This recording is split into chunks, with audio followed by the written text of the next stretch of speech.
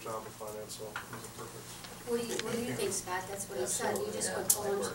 Yeah. Right. He wants to stay there. Yeah. Okay. You guys communicated, everything's good. Yeah.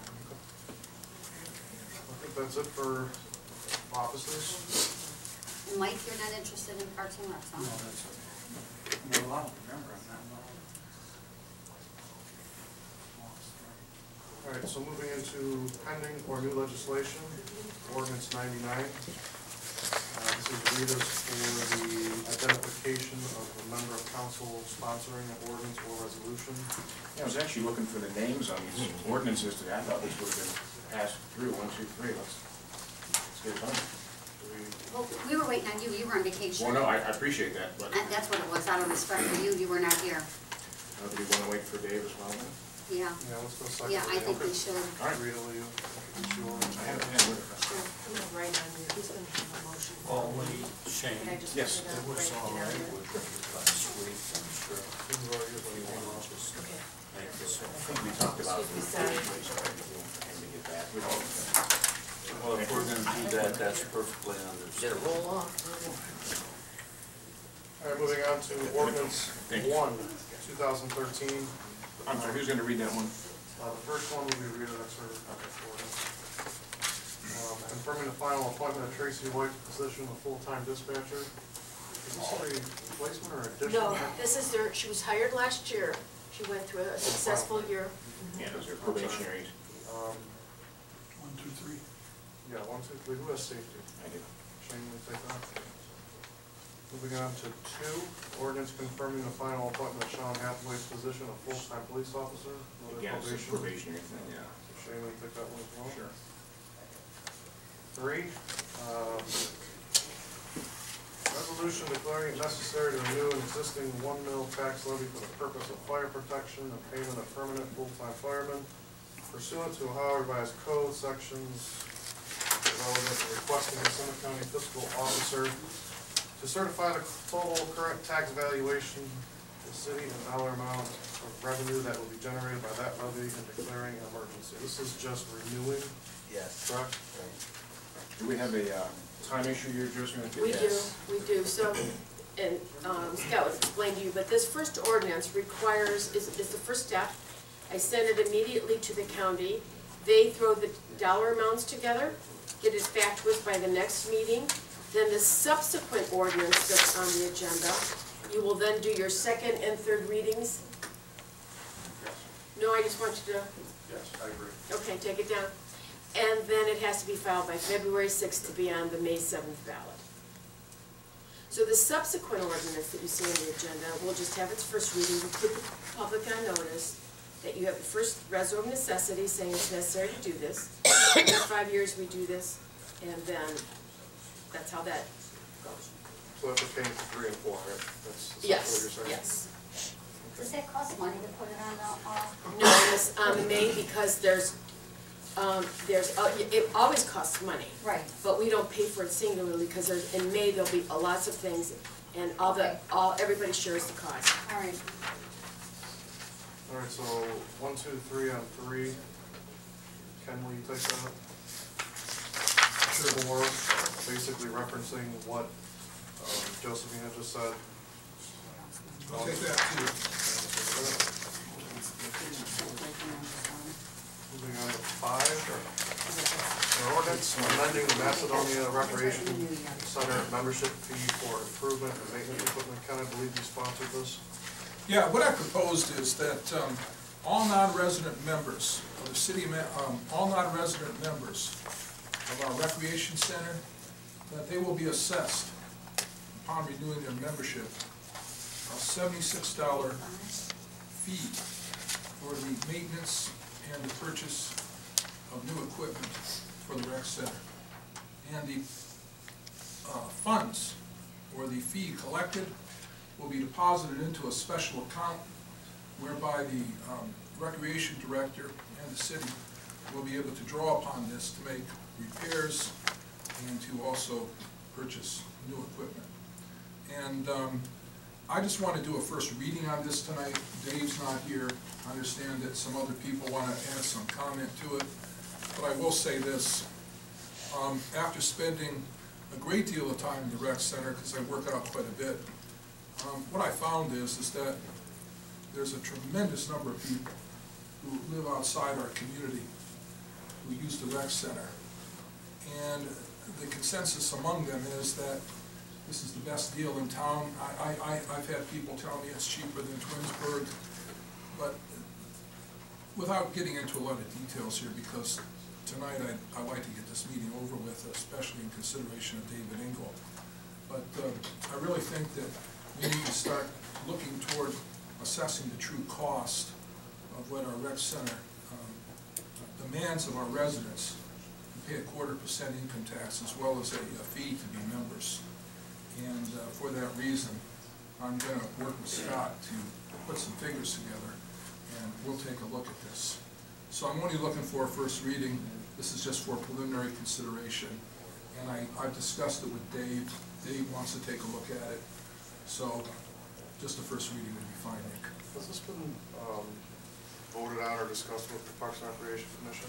We're meeting Wednesday. I was gonna invite Ken to it. Yeah, no, it hasn't been discussed, and one of the interesting things that Dave brought up is that, you know, we are a legislative body, and we are the,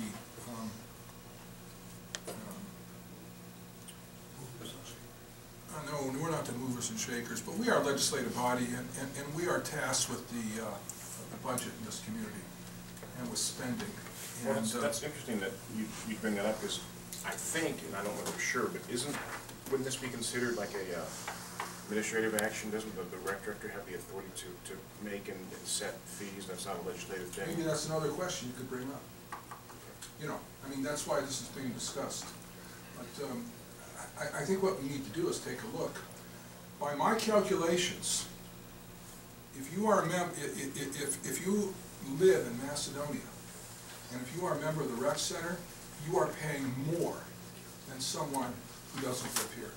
That's because if you calculate the 1/4% income tax and add that to your rec center fee that you pay, you're paying actually more. Well, think about people that don't use it. How did you arrive at the $76? I mean, did you have something in mind that would, if you worked with Angela, to come up with some type of cost for maintenance or replacement? Is that how you arrived at that? I think it's $72 in the ordinance. Oh, $72? Yes. Looks like Yeah. $6 a month. The way that I arrived at it was, $6 a month. I had a couple clients who work at a fitness center, and actually they worked at Fitness One out in Cog Falls there, on Howe Road, and that's the calculation that they came up with per member. Now that's why I'm going back to Scott and work with him to find out what a good number is. But the fact of the matter is that I talked to the gentleman who repairs the equipment at the rec center, and he tells me that a lot of times the equipment goes down. Some of the equipment there is so old, they don't even make parts for it, or they don't have parts available anymore in inventory. And what they actually have to do is either make the part or somehow manufacture the part, or he has to wait a great deal of time for parts. But I guess what I'm really getting at here is that I had a guy from Aurora tell me, right out to me, he goes, you know what, we took a look at Aurora building a rec center, but these are money losers. So you know what, let Macedonians lose the money. That's what I say. Well, it's interesting that it just something dawned on me, and unfortunately this is the way things work, is when I pay my taxes, they don't go to Macedonia. I wish they did, but they don't. That's the way our system is set up. Right. You work in Akron, I think Mike works in a different place, Nick does work in Macedonia, but, so, I mean, if we were to go this route, maybe it should be the people that pay the local income tax. I don't know if you could have really identified that, but yeah, that's a thought too. Well, when they send their stuff into Rita that says I owe nothing because we get the 100% reciprocating except the new 4% we put on. So, I mean, a resident, I'm guessing, I don't know for sure, I'm guessing most residents probably don't work in the city. Right. So. Yeah, well, you can get that data for it. But, But with that 1/4%, that, you know, that did help our rec center this year as well. And for the first time that I've saw, we actually had a surplus. The receipts were higher than the expenses this year by $23,000. So that was So we're in the yeah, black. so that's a good thing, yeah. Wow. And again, that's with also the $50,000 capital. We spend an additional $50,000 that council approved. And the aquatics program is one of the big leaders in that. The membership's another huge revenue chaser, and the fact that the cost of natural gas went down to heat the pool is another big thing, so. Is that the a first lot year of we've done that? factors. You know? Yeah, I believe so. Has to be. Because I saw trend lines of, we were losing about $20,000 to $40,000 a year, but some different things that happened this year, program revenue up on different things, mostly the aquatics. It's not a foregone conclusion that a rec center is a money loser. I hope that it breaks even. Yeah, I mean, to me, when you're in a recreation thing, whether it's a parks or that type of thing, I think the city does well if they get close to breaking even, because it is an amenity that's offered to the residents, and you don't want it to be a money pit where you're subsidizing heavily through general fund, but at the same time, if you get close to breaking even, I think that's something to be extremely happy about it. Well, do you track, like, the lifespan of a machine? I mean, do you track, like, do you have any history where you can show and kind of figure out what it would cost to maintain, replace, repair? So that we can come up with a solid dollar amount that could be contributed to that fund? We can get in the ballpark. Our equipment maintenance and building maintenance has always been combined. So we can track our expenses in general from year to year. Those are combined figures, but we do have maintenance logs. They're not gonna have dollar figures attached to them. I mean, they're mostly for tracking repairs, things of that nature. Do you factor in the life expectancy of the machine in that as well? We try to. I mean, obviously, a lot of it was pre-existing to me. So we pretty much surpassed the life expectancy of everything in that building. I mean, not just equipment, but I mean, heating units and boilers and you name it. We pretty much, we get an expectancy of 10 years and, we go 13 years. See, one of the problems is that I see, I don't know if there's ever been created, for instance, a sinking fund for the rec center, where, each month we're putting money away for anticipated repairs, because it always seems like, well, it appears to me that there'll be, something will go at the rec center, and then all of a sudden, council's being asked to find money to do it. Again, one of the purposes of this fee is to create a fund for instances just like that. And I'll give you an example. You get an individual membership at a Powerhouse gym in Twinsburg, it's $800–900. You get an individual membership at that 24-hour fitness down in Sagamore, and neither of these facilities have a pool. It is actually, let me see, it's $300. So the whole thing about it is that I do believe that facility needs to be examined just in terms of what our cost structure is. And, I've met a lot of people come to our rec center from Twinsburg, either A, because it's less expensive, which it is, for I guess senior citizens, and B, because there's concerns there about the attachment of that rec center to the high school. Because I know I represented an individual out of there who was part of a theft ring. And what they were doing is you'd have 3 or 4 individuals in their rec center who were going in there during that high school period between 2:30 and say 6 o'clock. And they would station themselves in that, I guess there's a common area there. I've never been a part of it, like a food court. And if somebody walked away from a purse or if somebody walked away from a valuable item, they would get a cell phone ring. Yeah, she's gone here. And that item would be snatched and there'd be a grab and run. The 1/4%, just a question, I think you probably answered this several times. We're currently at 2.25% total city income tax. Right, with a 1/4%, that's, you have to pay. That's even gonna, though- right, that doesn't, but my question is, does the rec center get a quarter of whatever we collect, or they only get 0.25? Get the 1/4% of the total revenue. So their income has They've gone increased up as well, yeah. by a small Small amount. So let's think about that. How much is a family membership of the rec center? Non-residents $550. Non-residents $550. How much is it for residents? $430. Okay, so if you're a non-resident, you pay $550, and if you got $100,000 income, you're paying $430, plus a 1/4% of $100,000 is $250. So you're actually paying approximately, what, $680, because you're paying the 1/4% plus you're paying the $430 fee to be a member of the rec center.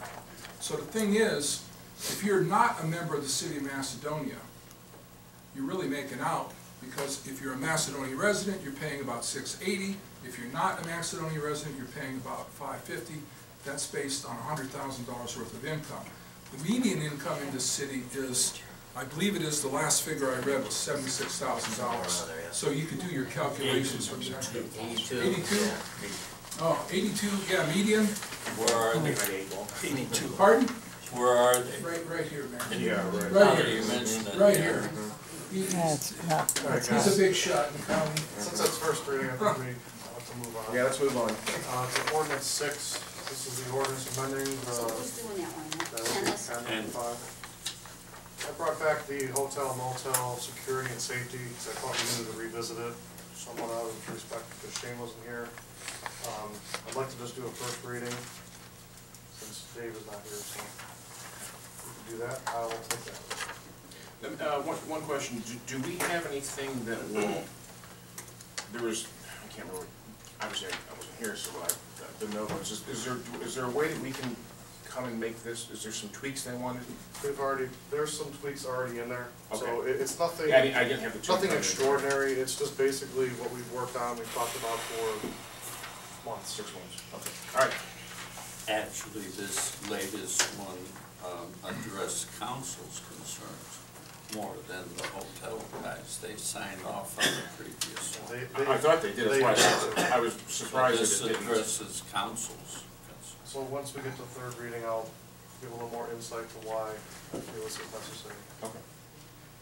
Moving on to 7, an ordinance providing submission to electors, the city of Macedonia, a proposed amendment of the charter of the city, restoring the number of councilmen to 6, restoring the mayor's vote to bear ties